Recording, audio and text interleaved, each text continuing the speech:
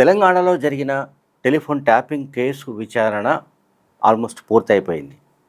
ఈ కేసుకు సంబంధించిన ఛార్జ్‌షీట్ దాఖలుకు రంగం సిద్ధమైంది.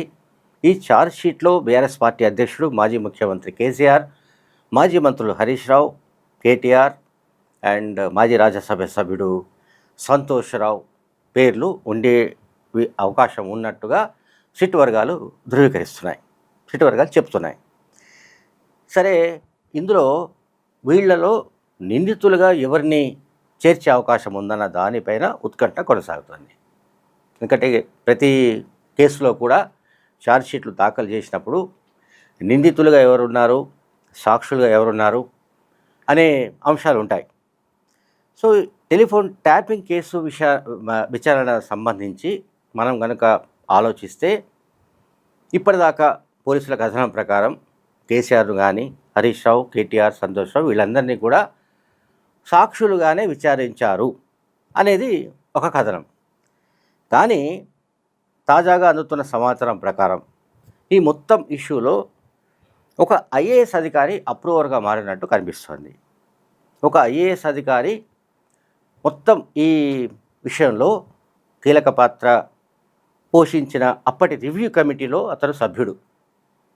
అంటే ఫోన్ ట్యాపింగ్ చేయాలి అంటే ఎవరి ఫోన్లు ట్యాప్ చేయాలన్నా కూడా దీనికి సంబంధించి ఖచ్చితంగా హోంశాఖ సెక్రటరీ ఇంకా ఇతర ఉన్నతాధికారులకు సంబంధించిన ఒక కమిటీ ఉంటుంది.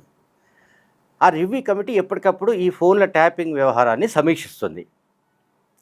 ఈ ఫోన్ల ట్యాపింగ్ సంబంధించిన రివ్యూ కమిటీలో ఆ ఐఏఎస్ అధికారి ఉన్నట్టుగా తెలుస్తోంది.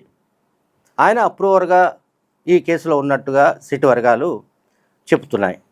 ఇంకొక బ్రేకింగ్ న్యూస్ ఏంటంటే, ఈ కేసులో ప్రధాన నిందితుడిగా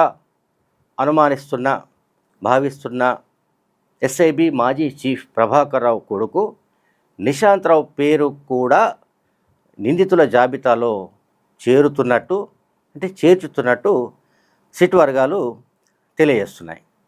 సరే, నిశాంత్ రావుకి ఏమి సంబంధం ఈ కేసుతో అంటే, నిశాంత్ రావుకు చెందిన మొయినాబాద్ ప్రాంతంలో, అజీజ్ నగర్, మొయినాబాద్ ఆ ప్రాంతాల్లోని తన ఫామ్ హౌస్లో పెద్ద ఎత్తున ల్యాండ్ సెటిల్మెంట్స్ జరిగాయి అనేది ఆరోపణ ఉంది, అనే అభియోగాలు ఉన్నాయి.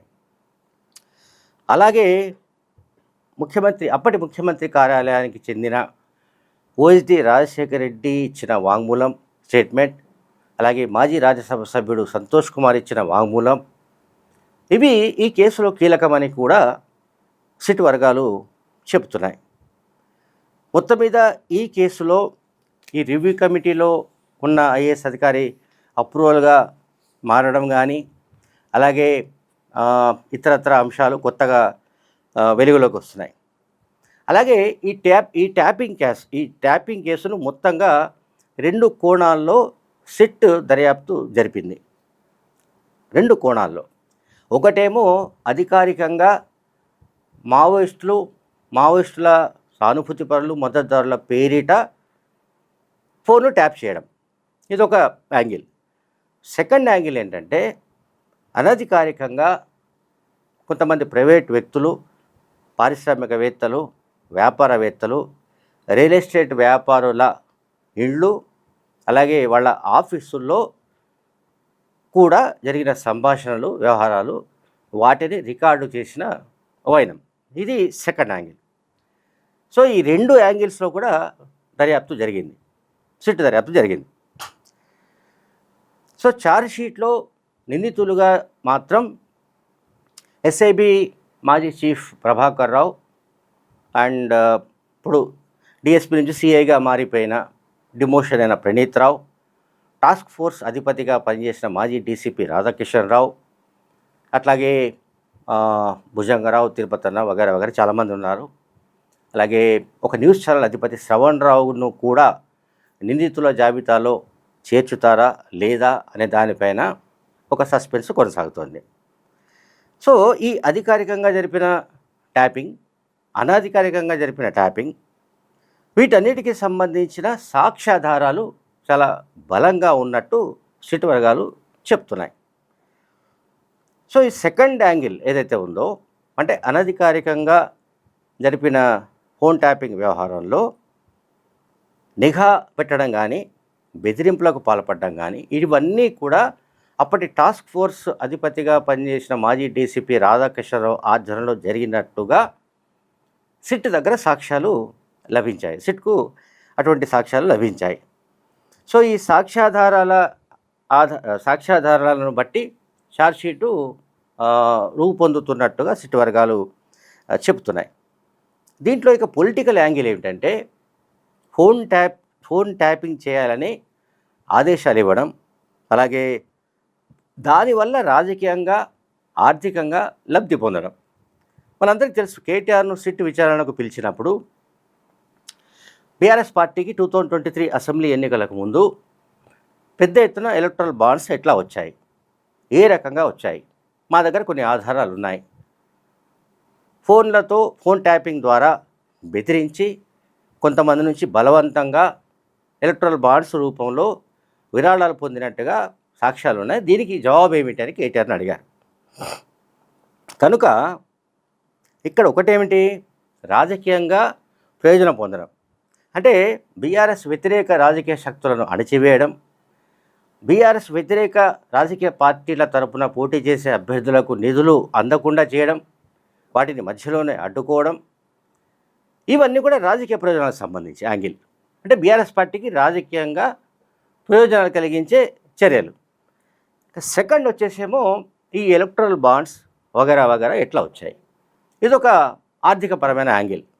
అంటే ఆర్థికంగా కూడా బీఆర్ఎస్ పార్టీ ప్రయోజనాలు పొందింది ఫోన్ ట్యాపింగ్ ద్వారా అనే అంశాలకు సంబంధించి కూడా తమ దగ్గర పక్కాగా సాక్ష్యాధారాలు ఉన్నట్టు సిట్ చెప్తోంది, సిట్ వర్గాలు చెప్తున్నాయి. అలాగే అప్పటి రంగారెడ్డి జిల్లా కలెక్టర్గా పనిచేసిన అమేయ కుమార్ పాత్ర ఏమిటనే దానిపైన కూడా సిట్ ఆరా తీసింది. ఎందుకంటే అప్పట్లో పెద్ద ఎత్తున భూముల కొనుగోళ్లకు సంబంధించిన, భూముల గోల్మాల్కు సంబంధించిన వ్యవహారాలు జరిగాయి. ఆ సమయంలో ఎవరెవరి చేతులు మారుతున్నాయి, భూములు ఎవరెవరు కొంటున్నారు, ఎవరు అమ్ముతున్నారు, సో వాటి వాల్యూ ఏమిటి, ఇవన్నీ కూడా ఫోన్ ట్యాపింగ్ ద్వారానే బీఆర్ఎస్కు సంబంధించిన వాళ్ళు తెలుసుకొని వాళ్ళను బెదిరించి వాళ్ళ ద్వారా మళ్ళీ ఇంటర్న్ ఎలక్ట్రల్ బాండ్స్ రూపంలో విరాళాలు సేకరించారు అన్నది అభియోగం. దీనిపైన కూడా సాక్ష్యాధారాలు లభించాయన్నది సిట్ చెప్తోంది. సో ఓవరాల్గా SIT chief city police commissioner Sajjanar ఆధ్వర్యంలో ఇప్పటివరకు జరిగిన ఈ కేసు విచారణ పురోగతిని సమీక్షించారు. ఇక ఛార్జ్షీట్ దాఖలు చేయడానికి ఎంతో సమయం పట్టదని కూడా సిట్ చెబుతోంది. మేబీ ఫిబ్రవరి చివరి కల్లా దీనిపైన అంటే ఈ ఫోన్ ట్యాపింగ్ కేసును ఒక కొలిక్కి తీసుకొచ్చి ఛార్జ్షీట్ను దాఖలు చేసే అవకాశం స్పష్టంగా కనిపిస్తోంది. దీనిలో ఇంకొక సమాచారం కూడా తీవ్ర సంచలనం సృష్టిస్తోంది. అది తాజాగా ఇప్పుడు అందుతున్న సమాచారం ప్రకారం ఏంటంటే, ఇటీవల కేసీఆర్ను సిట్ విచారణ జరిపిన సమయంలో వాళ్ళు ఒక విషయం అడిగారు. ఎవరిని అడిగారు? మాజీ ముఖ్యమంత్రి కేసీఆర్ను సిట్ అధికారుల బృందం అడిగింది ఏమిటంటే, ఈ ఫోన్ ట్యాపింగ్ జరపడానికి ముందు అప్పటి ఇంటెలిజెన్స్ బృందాలు, ఈ స్పెషల్ ఇంటెలిజెన్స్ బ్యూరోకు సంబంధించిన అధికారుల బృందాలు ఫోన్ ట్యాపింగ్ పరికరాలను, అత్యాధునికమైన పరికరాలను